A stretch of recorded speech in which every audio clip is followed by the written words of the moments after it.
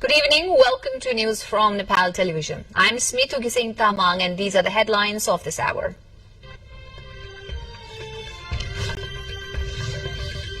Government announces plans to observe National Democracy Day to mark the day on February 18, 19 and 20. 5-point agreement forged between Koshi provincial government and the identity advocates.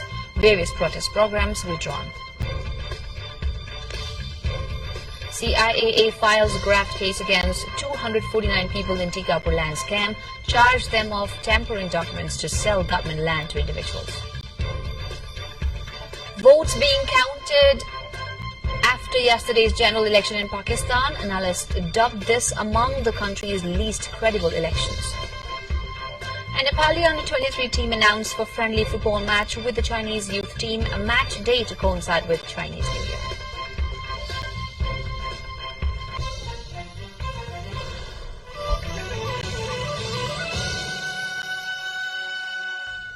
The news in detail. The government has announced plans to celebrate National Democracy Day this year on February 18, 19 and 20. The National Democracy Day Main Program Committee, chaired by Prime Minister Pushpakamal Dahal, has urged media to create public awareness programs and national print media to publish publications. Flags will be flown on government buildings and lights will be lit at various locations. Blood donation camps will be organized in all districts and educational materials will be distributed to differently abled students. The Nepali Army will also fire cannon salutes and display banners on the day. President Sher Bahadur Deva of Nepali Congress has urged the next Congress to make a positive impact on the country. He emphasized the importance of presenting commitment before blaming others and emphasized the need for the next Congress to have a long-term positive impact. Party General Secretary Gagan Kumar Thapa lauded the Congress's presence at local, provincial and federal levels and emphasized the need for justice against corruption, fraud and extortion. Congress leaders, including Joint Deputy General Secretary Bishmaraj Angdambe and Mahalakshmi Upadhyaya, emphasized the importance of embracing the rule of law and focusing on party unity. Time for a short break now. We shall be back with more updates. Do stay tuned.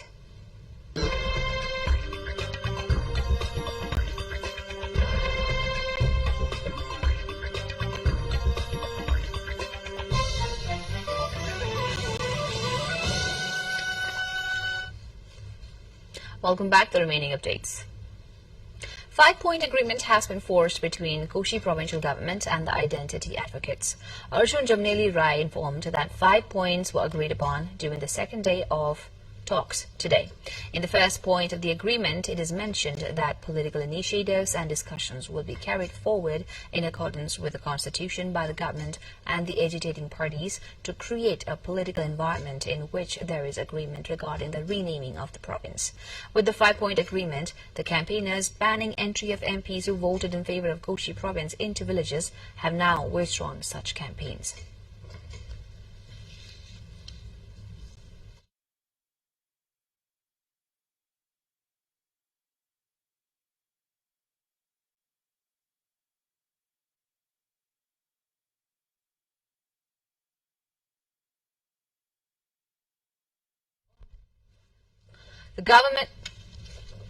The government has advanced processes to claim the land plots of Basbari Leather and Shoe Factory.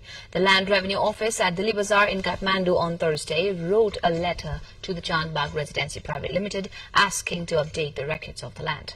The office handed over a letter to the factory's chairman Sanjay Thakur at the presence of ward chairperson of Tokha Municipality 6 Shanta Kanal, giving timeline of 21 days.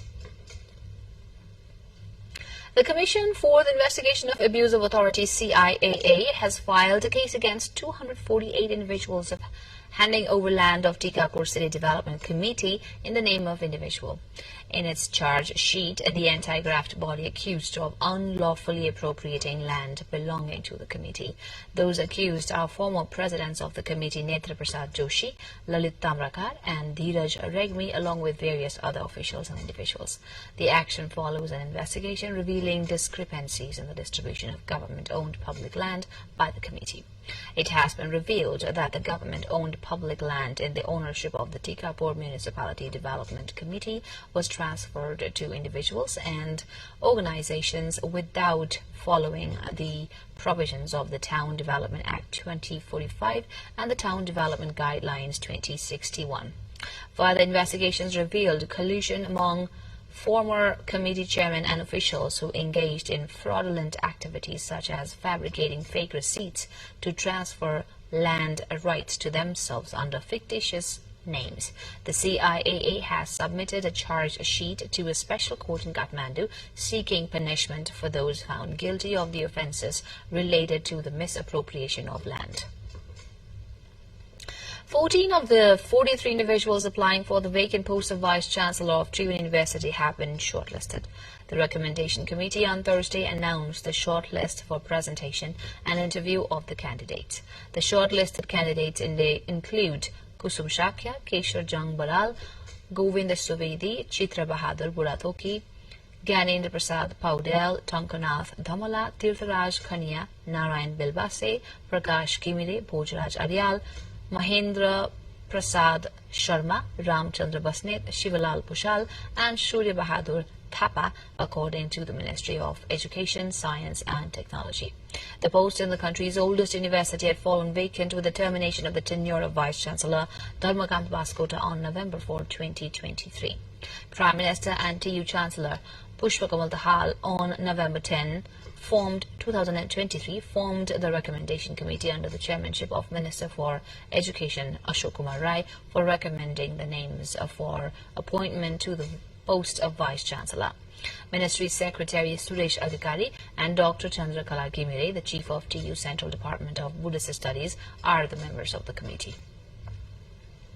Time again for a short break. We shall see you at the other side with more updates.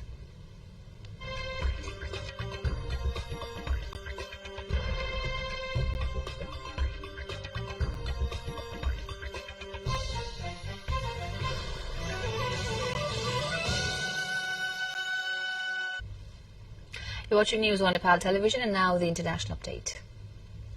Votes are being counted after yesterday's general election, which was marred by the suspension of mobile phone services and violent unrest.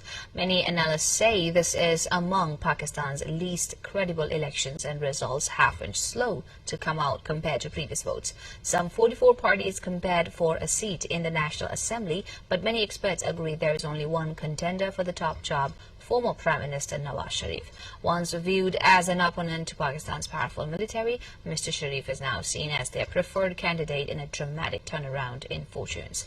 Ex-PM Imran Khan has been barred from standing after being ousted from power and is now imprisoned on several convictions.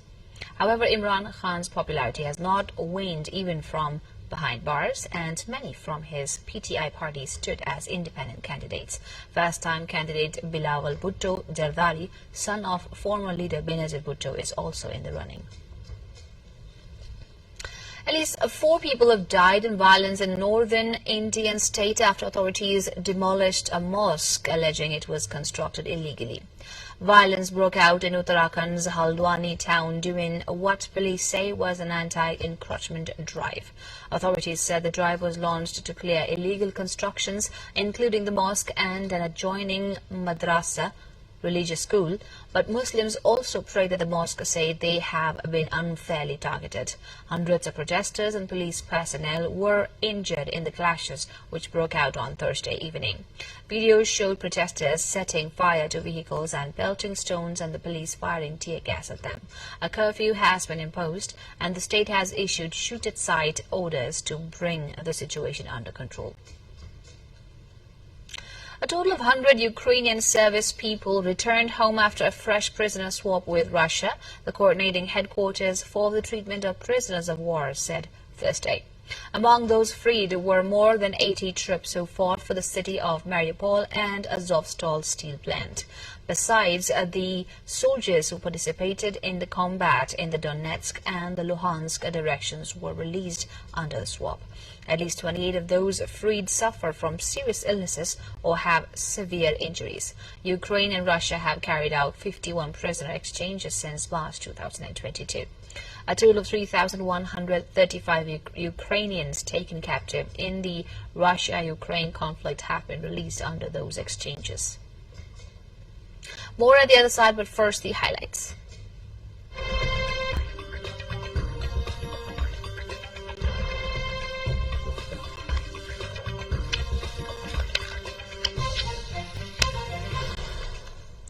A volcano in Iceland has erupted for the second time this year and the third time since December, pumping lava up to 80 meters into the air and disrupting life in the Ghising Peninsula in the southwest of the country.